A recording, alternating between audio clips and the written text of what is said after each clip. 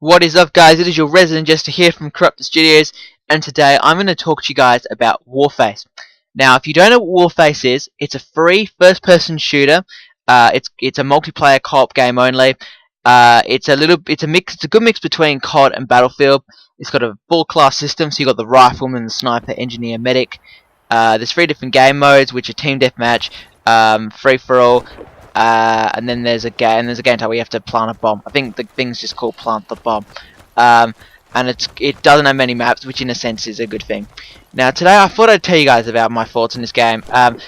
This is not a review. I don't want to review it until I've played it a lot, because I'm still umming and ahhing about a few things, and I'm going to quickly go through what I personally believe are the negatives and positives of this game. So we'll go through the negatives first, just to get that out of the way really quickly.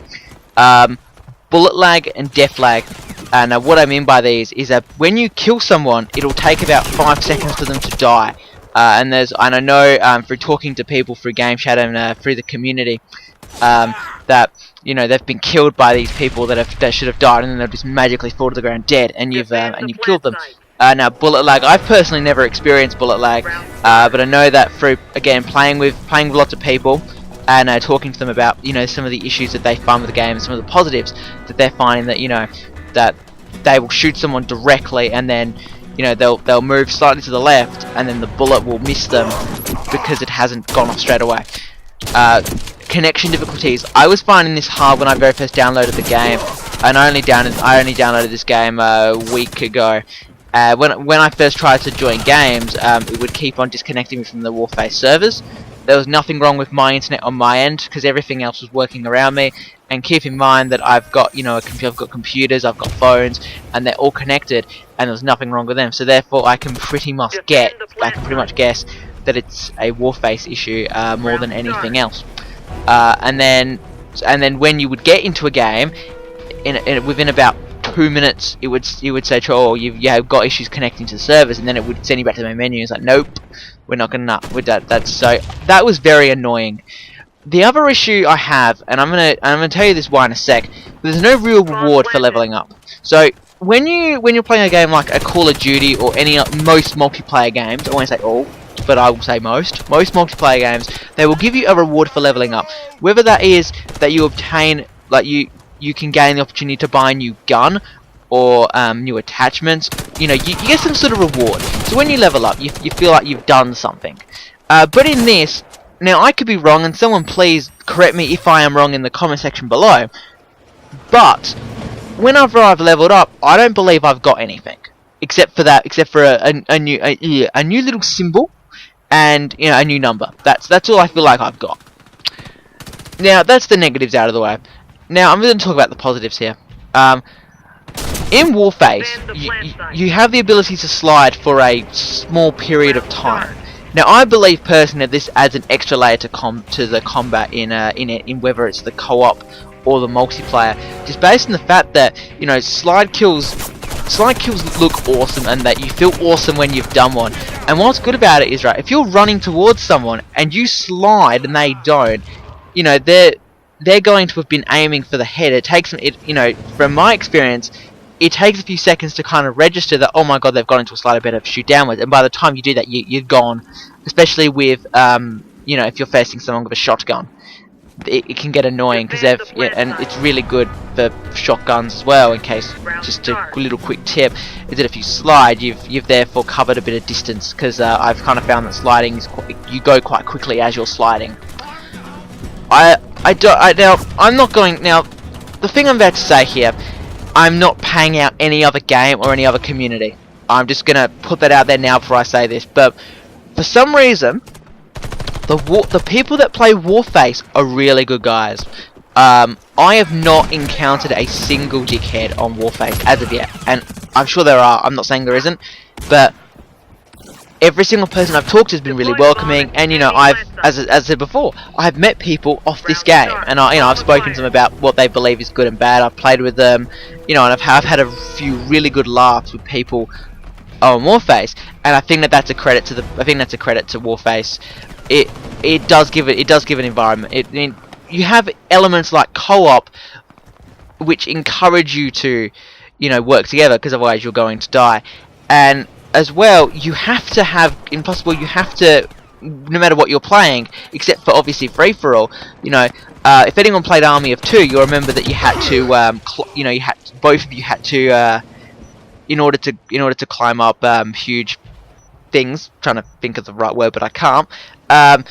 You know, you'd have to grab, you know, you'd have to boost the other guy up and he'd pull you up from above. You have to do that in Warface. And the only way to do that is if two of you agree to do it. It's not automatic. You have to both basically agree to do it by, you know, so one guy will hold down X and then they'll be ready and they'll be holding their fingers up to signify that they, you know, they want to push this person up. And then the other guy will accept or pretty much deny. And it comes, and what I think is really cool is that it comes up on the minimap, and I think that that's really cool. And I think the game does genuinely try to encourage co-op play, whether it's in team deathmatch, plant the bomb, or co-op. And I think that that's just a genuinely really cool thing that they've done, and I think it's due credit to Crytek who've done it. And the other I was going to really quickly mention, it's really not hard to obtain money as long as you play decently. And I'm just going to add this really, really quickly as well, that you do not have to be the world's greatest person at killing people to come top of the leaderboard. Just to give you an example, I was playing a game a couple of days ago, and I was top of the leaderboard. Now, the guy beneath me had 8 kills and had died once. I had got 3 kills, and I don't remember how many deaths I had yet, but I had nearly 3,000 points because I've been playing as the medic, which we'll get into in a little bit.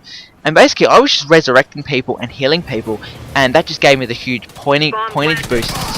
And I'm just gonna put that out there. It's not hard to obtain money. Now, this is something that I think this is a good thing at the moment. I could change my mind on this, but the vendor system.